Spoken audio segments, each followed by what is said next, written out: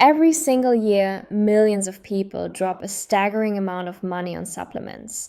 We buy them hoping to become healthier, younger, sharper, leaner, calmer, and more energized. It is almost like we are trying to out-supplement modern life. And the marketing is brilliant. You scroll through social media and it is just an endless feed of beautifully packaged bottles promising to boost your energy, fix your gut, reverse aging, and help you live forever. It is incredibly seductive. It really is. But today we are going to talk about the uncomfortable truth hiding behind all those glowing influencer reviews and neon labels. Because while some supplements are genuinely useful and some are absolutely necessary if you have a clinical deficiency, a massive portion of the popular supplements on the market are sold with claims that are miles ahead of the actual science. Before anyone gets angry and heads to the comments section, we need to set the record straight. This is not an anti-supplement conversation. This is an anti-hype conversation. Exactly. We are not saying all pills are bad. Right. If a patient has a proven deficiency, a specific medical condition, a restricted diet, or a doctor-guided indication like needing folic acid during pregnancy or iron for anemia supplements are a non-negotiable part of healthcare.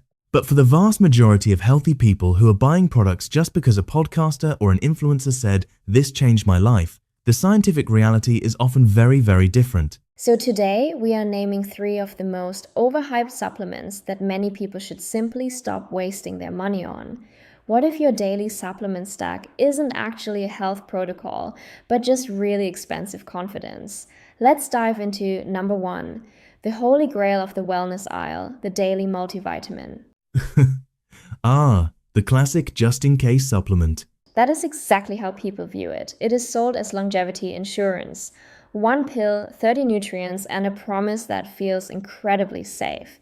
It is like buying a little capsule of health insurance every morning. Psychologically, the multivitamin is a masterpiece. It makes people feel like they have their bases covered. You take it, and you get this immediate dopamine hit of feeling responsible.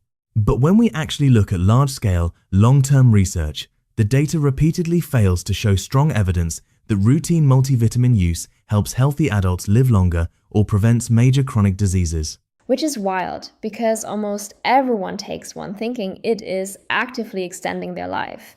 What does the recent data actually say? Well, just look at the 2024 JAMA Network Open study. They followed nearly 400,000 healthy adults. That is a massive sample size. And they found that daily multivitamin use was simply not associated with a reduced mortality risk. The United States Preventive Services Task Force came to a similar conclusion. They stated that the evidence is insufficient to recommend multivitamins for preventing cardiovascular disease or cancer in healthy, community-dwelling adults. So taking a multivitamin isn't necessarily evil or toxic. It just isn't the magic impenetrable shield that people think it is. Exactly. If someone has a documented deficiency, poor nutrient absorption, or a specific medical need, that is an entirely different story. But here is the scenario I see all the time in practice. Say someone sleeps 5 hours a night, eats a diet composed mostly of ultra-processed foods, never exercises, lives in a state of chronic sympathetic nervous system overdrive, basically high stress, and then they tell me, "Don't worry, I take a premium multivitamin." Like that 1 pill is going to undo the lifestyle of a chronically stressed, sleep-deprived person. Precisely. That is not disease prevention. That is nutritional theater. It is an illusion of control. You cannot outpill a fundamentally broken lifestyle. Nutritional theater. I love that phrase because it highlights the performative aspect of wellness. We want to feel like we are doing something healthy without doing the hard work. So the real replacement for that daily multivitamin isn't switching to a more expensive brand of multivitamin. It is focusing on food quality, prioritizing sleep, moving your body, getting actual sunlight, and using lab work to guide specific targeted corrections. Spot on. You test, you find a specific gap, and you fill that specific gap. You don't just blindly throw 30 random ingredients at your biology and hope for the best. Which brings us perfectly to our second overhyped supplement, because this one is the ultimate throw everything at the wall and see what sticks product. Generic probiotics. The gut reset. Yes, The generic probiotic capsules that are marketed as the ultimate cure-all, they are sold to boost your immune system, support your mood, give you a flat belly, help you sleep better, and completely repair your microbiome. You look at the bottle and it screams 50 billion CFUs, 10 different strains. This is an area where we really need to introduce some nuance, because unlike the multivitamin, probiotics absolutely can and do help in very specific clinical situations. So they aren't entirely useless. Not at all. Certain strains are fantastic for antibiotic-associated diarrhea or specific patterns of irritable bowel syndrome or other targeted digestive conditions. But the absolute key word here is specific. You need a specific strain at a specific dose for a specific condition backed by specific clinical evidence. And that is not what the average consumer is doing when they grab a bottle off the shelf at the grocery store. Not even close. The average consumer is buying a random capsule because they think more CFUs equals a better gut. But the National Institutes of Health has been very clear about this. While there is a mountain of probiotic research out there, we still don't know exactly which probiotics help which conditions or how effective they are across different populations. A massive 2024 review looking at probiotics in healthy adults concluded that there simply isn't high enough evidence to make unconditional, population-wide recommendations for general health. So, buying a generic probiotic just because the label says gut health is essentially like hiring 10 random people off the street and calling them a specialized medical team. That is a brilliant way to put it.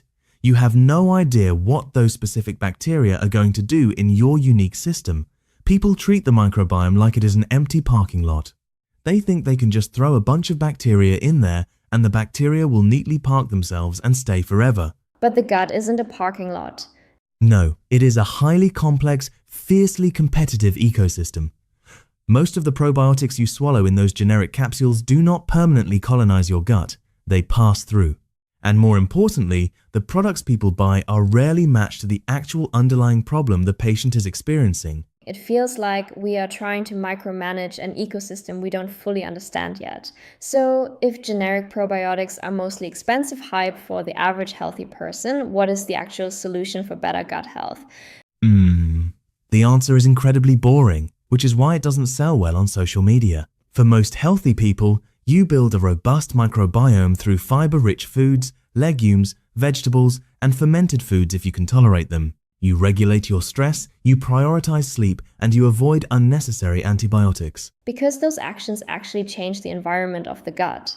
Exactly. You are changing the soil, rather than just dropping expensive seeds onto concrete. That does infinitely more for your microbiome than blindly swallowing a capsule every month. It is always the unglamorous basics that do the heavy lifting. Alright, let's move on to number 3. This one is going to break some hearts because it has an absolute chokehold on the beauty and wellness industry right now. Collagen powders marketed as anti-aging miracles. The emotional pull of this one is incredibly strong. It is massive. You drink this powder in your morning coffee, and the promise is that you will look younger. Your skin will glow from within, your joints will rebuild themselves, and you will effectively reverse aging. The before and after ads are everywhere. Collagen is a fascinating topic because, much like probiotics, it is not completely without merit. It is not snake oil. There is emerging research suggesting that hydrolyzed collagen peptides might offer modest improvements in skin hydration and elasticity. It might help a bit with joint symptoms or recovery in certain specific demographics. Modest improvements. That is the key phrase, because the marketing doesn't say modest improvements. The marketing says fountain of youth. And that is where the science parts ways with the hype. A comprehensive 2025 review on regenerative health looked closely at this. Yes, there are possible benefits for skin and joints, but that absolutely does not mean that scooping collagen into your latte is going to melt fat, reverse the cellular aging process, or rebuild your body like construction cement. It certainly does not replace the need for high-quality dietary protein and heavy resistance training. So collagen might be a nice little bonus, but it is not a beauty time machine. Correct. And here is the part that always gets lost in translation. When you swallow a scoop of collagen powder, your digestive system breaks that protein down into individual amino acids and peptides. Right, it gets dismantled. Exactly. Your body does not absorb a whole collagen molecule, look at it and say, oh look, skin collagen. Let's send this direct to consumer right to the cheekbones and the crow's feet. Biology is not Amazon Prime delivery. That is exactly it. Biology is not Amazon Prime delivery. Your body pulls those amino acids and distributes them based on biological priority. If you are recovering from a wound or your immune system needs building blocks, those amino acids are going there first. They are not prioritizing your cosmetic desire for fewer wrinkles. That is such a crucial point. We think we can dictate where the nutrients go just because of the name on the tub. So if collagen is just an add-on, what is the actual foundation for skin and joint health? The foundation is adequate total daily protein intake. It is resistance training to stimulate bone and connective tissue density. It is having sufficient vitamin C, which is biologically required for your body to synthesize its own collagen. It is getting high-quality sleep, protecting your skin from excessive sun damage, maintaining good metabolic health, and keeping systemic inflammation low. So once again, the supplement should not be the center of the strategy. Never. If your foundation is crumbling, a scoop of collagen is just expensive dust. Let's take a step back and look at the bigger picture here. We have covered multivitamins, generic probiotics, and collagen powders. What is the common thread running through all three of these? The common thread is that they all sell certainty. That is the ultimate industry trick. Selling certainty in an uncertain world. Exactly. Human biology is incredibly complex. It is messy, it is dynamic, and it requires constant effort. The supplement industry takes that terrifying complexity and neatly packages it into a monthly subscription. They tell you, here is one capsule to prevent disease, here is one probiotic to fix your digestion, and here is one scoop of powder to keep you young. It is the commodification of health. We are buying the feeling of being healthy rather than doing the things that actually make us healthy, because real health is difficult, it is highly personalized, and frankly, it is not very glamorous. But it is measurable. And that is the massive paradigm shift we need to talk about. We have to move away from guessing and hoping and move toward actual health intelligence. Which is exactly the core philosophy of OXYZEN. Instead of looking at an influencer and guessing what your body might need, we should be objectively observing what is actually happening inside of us. Right. We have the technology now. We can look at sleep architecture. We can measure heart rate variability, which gives us a direct window into the autonomic nervous system. We can track stress load, recovery metrics, daytime activity, resting heart rate, temperature trends, and of course, comprehensive lab biomarkers. So, health intelligence is about asking a very different set of questions. Instead of asking, what is the best supplement on the market? You ask, is this specific supplement solving a measured problem in my specific body? Exactly. Or is it just calming your anxiety? If you are taking a supplement and you have no proven deficiency, no clear clinical indication, no measurable benefit in your wearable data, and absolutely no change in how you physically feel or function day to day, then what are you doing? You aren't practicing healthcare, you are just buying expensive hope. And expensive hope drains your wallet while distracting you from the lifestyle interventions that actually move the needle. So let's synthesize all of this into actionable takeaways for the listeners. If we are stripping away the hype, what are the core rules people should follow before they buy another bottle of anything? I think it boils down to 3 fundamental rules. Rule number 1, test, don't guess. Before you start supplementing, get your blood work done. Look at your wearable data. Identify an actual physiological gap before you try to fill it. Perfect. Rule number 2, food and lifestyle before pills. Do not use supplements as a band-aid to compensate for chronic sleep deprivation, unmanaged stress, and a diet built on ultra-processed foods. You cannot out and supplement chronic stress. And rule number 3, measure your outcomes. If you decide to take a supplement, treat it like an experiment. Track your data. Meaning, if you start taking something and it does not improve your daily energy, your workout recovery, your sleep scores, your lab results, or your physical symptoms, you need to stop and ask yourself why you are still paying for it every month. Exactly. We have to remember that supplements are simply tools. They are not identities, they are not miracles, and they are certainly not personality traits. The ultimate goal of wellness is not to have the biggest, most expensive supplement stack on your kitchen counter. The goal is to have the most resilient biology. Precisely. The future of health isn't going to be found by cramming more bottles onto our shelves. It is going to be found through a much better, much deeper interpretation of the signals our bodies are already sending us.